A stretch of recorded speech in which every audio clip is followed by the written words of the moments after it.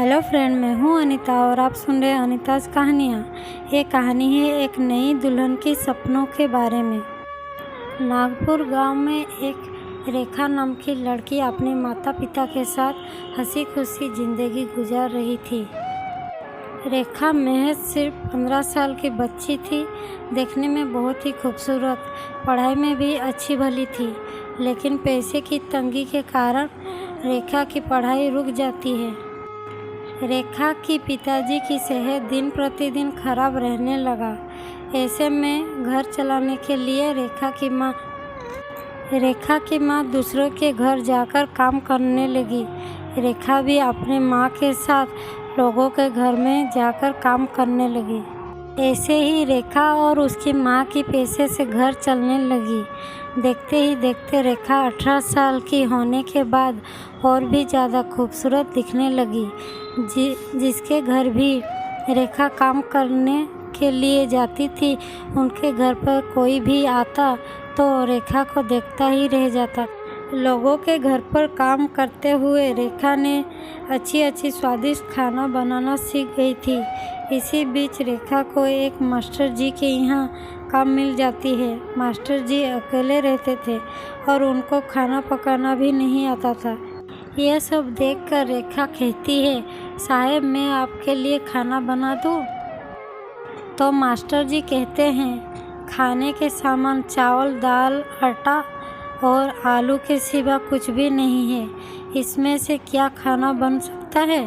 ये सुनकर रेखा कहती है, साहब तेल, नमक, हल्दी और मिर्ची तो है ना, बस इसी से खाना बन सकता है। क्या मैं आपके लिए खाना बना दूँ? ये सुनकर मास्टर जी, क्या सच में खाना बन सकता है? जी मास्टर जी। तो फिर खाना बना कर देखा?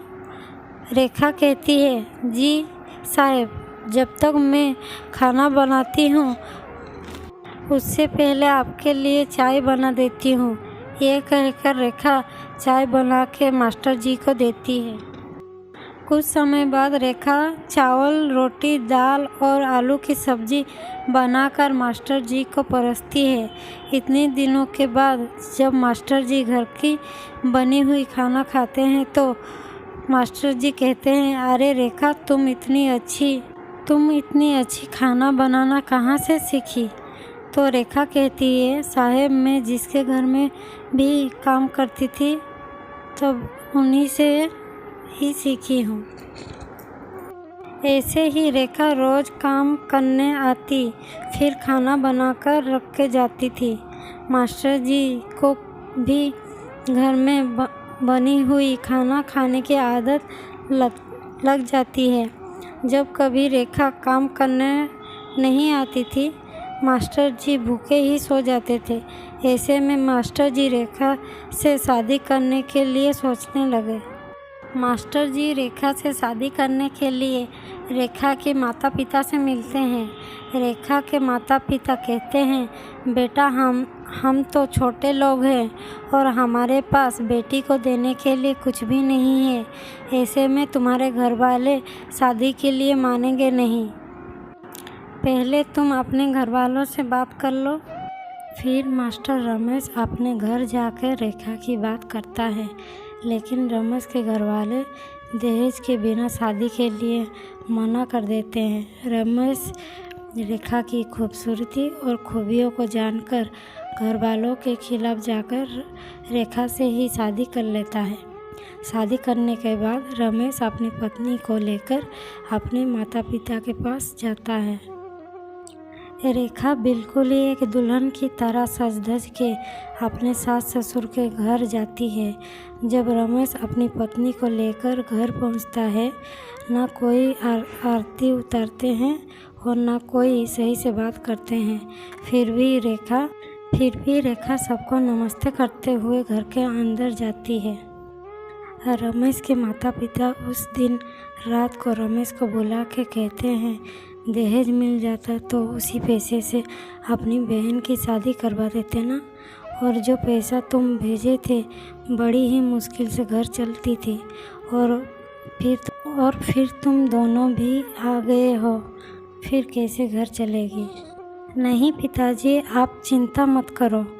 अभी तो ना घर भाड़े की चिंता है और ना ही मैं यहाँ से जाऊँगा। सब मिलजुल के इकट्ठे रहेंगे। मेरा तो पोस्टिंग यहीं पर गांव पर हो गया है। और माँ, तुम आराम करना। रेखा सारे काम कर लेती है। तुम लोगों को कोई परेशानी नहीं होगा। ये कहकर रमेश अपने रूम में चला जाता है। रमेश के माता पिता एक दूसरे से बातें करते हैं कि एक फूटी कौड़ी नहीं लाई है। अगर रमेश ने सारे रुपए पैसे उसी को ही दे देता है तो हम लोग कैसे जिएंगे। ये सुनकर रमेश की माँ कहती है, क्यों ना हम उस लड़की को ही यहाँ से भगा दें। तो रमेश के पिताजी कहते हैं, तुम्हारे पास कोई उपाय है क्या।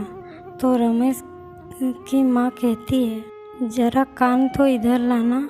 रमेश की माँ चुपके से कानों में कुछ कहती है। रमेश की माँ अपने दोनों बच्चों को भी पास बुलाती है और षड्यंत्र बिछाने लगती है रेखा के खिलाफ। अगले दिन सुबह जब रमेश काम पर चला जाता, रेखा दिन भर घर की काम करती रहती थी। अच्छी डिशेस खाना बनाती थी, फिर भी उसको भरपेट खाने को नहीं मिलती थी। खाने के नाम पर एक रोटी और थोड़ी सी सब्जी रोज़ मिलने लगी। फिर भी रेखा अपने पति को बिना कुछ बताए जिंदे काटने लगी। ऐसे ही कुछ महीने के बाद रेखा को खाना सही से ना मिलना पर कुछ दुबली पतली लगने लगती है। गोरा सुंदर सा चेहरा उसका मुरझाया हुआ दिखने लगता है। ऐसे में रमेश एक दिन रेखा को देखते हुए पूछता है, रेखा, तुम्हें क्यों ऐसे दिख रही हो। क्या तुम्हें अपने माता पिता की याद आ रही है। कुछ दिनों के लिए अपने माता पिता के यहाँ छोड़ आओ तुम। ये सुनकर रेखा कहती है, हाँ, माता पिता की याद तो आती रहती है। अगर मैं चली गई तो फिर आप भूखे ही रह जाओगे। नहीं जी, रहने दीजिए। जब आपकी स्कूल की छुट्टी रहेगी तब हम उनसे मिलने जाएंगे। अरे रेखा, ऐसी बात कुछ नहीं है। दरअसल मेरा स्कूल कुछ दिनों के लिए बंद रहेगा। हो सकता है कि कुछ दिनों के लिए ना होकर हमेशा के लिए स्कूल बंद ही हो जाएगा। रेखा ये सुनकर अपने पति से पूछती है, क्यों जी, ऐसा क्या हुआ है। जहाँ पर स्कूल बनी है किसी दूसरे का प्रॉपर्टी है। ऐसे में वो स्कूल को लेकर नोटिस भेजा है। या तो वो स्कूल रहेगी या फिर हमारी नौकरी। ये सुनकर रेखा अपने दुख तकलीफ को बिना कुछ बताए खामोश रह जाती है। रमेश स्कूल को ना जाकर घर पर ही रुकता है। रेखा के ऊपर दिन भर कितनी अत्याचार होता है रमेश अपने आँखों से देख लेता है। रेखा के हालत देखते हुए रमेश सब कुछ समझ जाता है। ऊपर से उसका नौकरी भी चली जाती है। रमेश की नौकरी जाने के बाद रमेश के माता पिता और भी ज़्यादा सख्ती से बर्ताव करने लगे। तो रात को रमेश अपनी पत्नी से कहता है, सॉरी रेखा, मेरी वजह से तुम इतनी तकलीफ में हो। एक नई दुल्हन की जो भी खुशियाँ होती है, मैंने तुम्हें कुछ नहीं दे पाया। रमेश को ऐसा कहता हुआ सुनकर रेखा कहती है, नहीं जी, ऐसा मत बोलिए, मैं आपके साथ खुश हूँ। रमेश कहता है, रेखा, अब तो मेरा नौकरी चली गई है। जब तक मेरा नौकरी लगता है तुम कुछ दिनों के लिए अपने माता पिता के पास रहना पसंद करोगी। ये सुनकर रेखा कहती है, नहीं जी, मुझे आपके पास ही रहना है।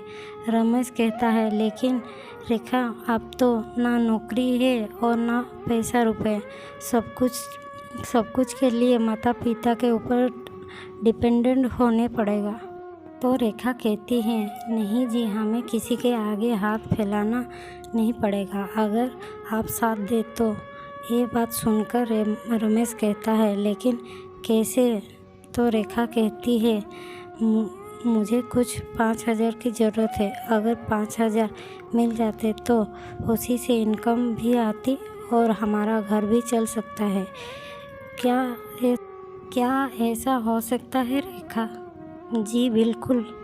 तो रमेश कहता है, हाँ मेरे पास भी कुछ रुपए हैं। ये कहते हुए रमेश 3,000 रुपये रेखा को देते हैं।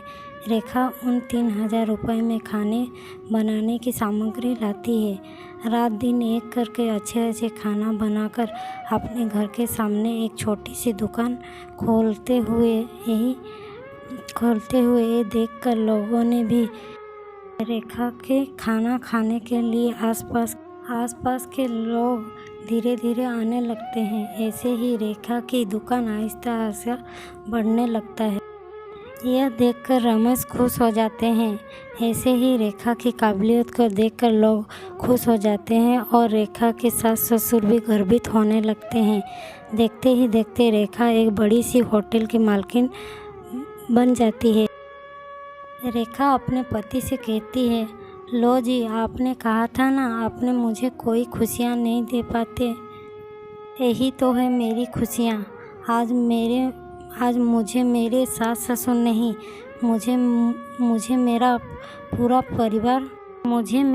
पूरा परिवार मिल गया। इससे बड़ी खुशी क्या होगी। ये कहते हुए रेखा अपने परिवार के साथ खुशी खुशी रहने लगती है। तो ये थी नई दुल्हन की सपने की कहानी। सारी लड़कियां अपनी शादी के बाद अपने परिवार के साथ ही रहना पसंद करते हैं। तो फ्रेंड, आप लोगों को मेरी कहानी कैसी लगी ज़रूर कमेंट करके बताना। और हाँ friend, like share and subscribe करना ना भूलिए।